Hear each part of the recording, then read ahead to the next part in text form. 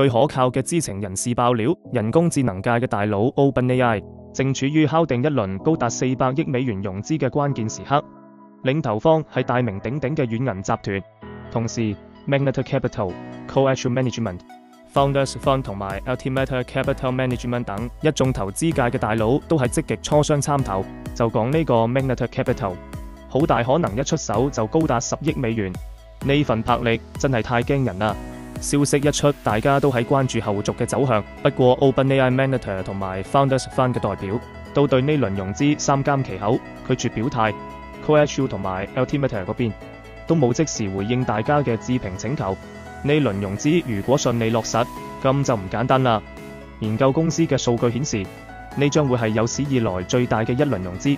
完成之後 ，ChatGPT 嘅母公司 OpenAI 估值將飆升至3000億美元，差唔多係去年10月上一輪融資1570億美元估值嘅2倍。再嚟睇睇具體嘅投資安排，軟銀將先拿出75億美元嘅初始資金，仲有一個投資財團都會提供25億美元，而喺今年晚啲嘅時候，仲會有第二筆高達300億美元嘅資金注入。軟銀自己就225億美元。軟銀呢個係要喺人工智能領域大幹一場啊！ OpenAI 點解咁受資本青睞呢？睇睇佢哋最新嘅營收預期就知啦。因為自家付費人工智能軟件實力好強， OpenAI 預計今年營收將猛增2倍又多，達到127億美元，去年先得37億美元，而且呢仲未算完，明年收入預計仲要再翻1倍，有多高達294億美元。